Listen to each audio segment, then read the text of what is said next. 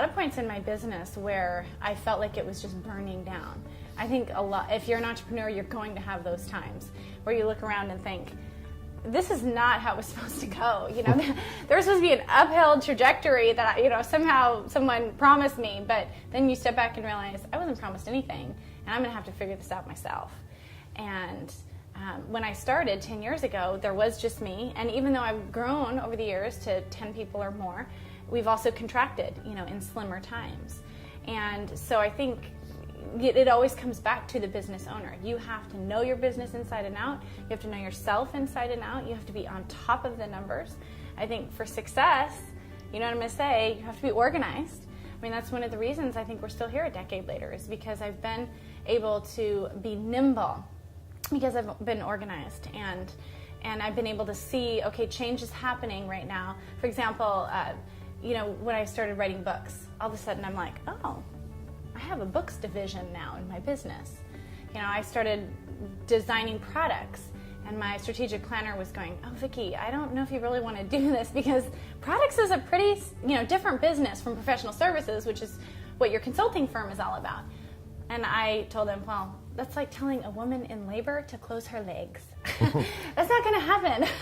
I'm going to birth these products because they've just come out of me, and they've come out of my experience in the marketplace. And so, you know, I think it's really important as you go along to see opportunities and seize them and stay committed to them for the long haul, but also to recognize when new divisions develop, when new channels of opportunities are born, and to seize them. So focus is important, but also recognizing when change is sort of naturally, organically occurring, and determining whether it's worth pursuing, and if it is, you know, being really clear about what's happening sort of operationally in the business. Like when my consulting practice, you know, is where I started. You know, I literally started organizing people's garages and home offices and kitchens and stepping on spiders in people's garages, and, you know, literally very, you know, grassroots. And along the way, I discovered, you know, then the products business emerged, and very soon in the business, like in the first year, I was speaking. Because everybody wants help with organizing. I mean, people have more to say about that than the weather. Everyone has something to say about ordering their life at work or at home. And so people started inviting me to speak, and I realized that was another income division. So I also, though, can have surrounded myself by a lot of advisors, and I think that's important too, because strategic advisors have been able to speak into my business over the years and say, okay, well, maybe we need to class your business and sort of separate out these 5 different divisions. Because of course you accrue some debt when you are going through new ventures. I mean, I probably have, I don't know, $100,000 in my intellectual property portfolio over the years, just in trademarks and patents, which are extremely expensive, R&D for the product line.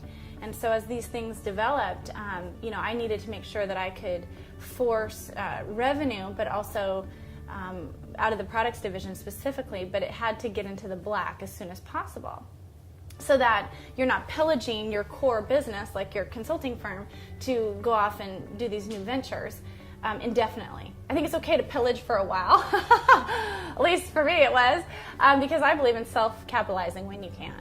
And so, you know, the consulting business was profitable, and so I took some of those profits, drove it into the products business, and built that until it was in the black. But now, you know, having all my 5 divisions, which are consulting, books, products, speaking, and brand, I want all of those divisions to be in the black and to be self-supporting. So I think that's important, that these different divisions emerge, and you want to see that they're happening, and then you want to make sure that they're standing on their own 2 feet, so to speak.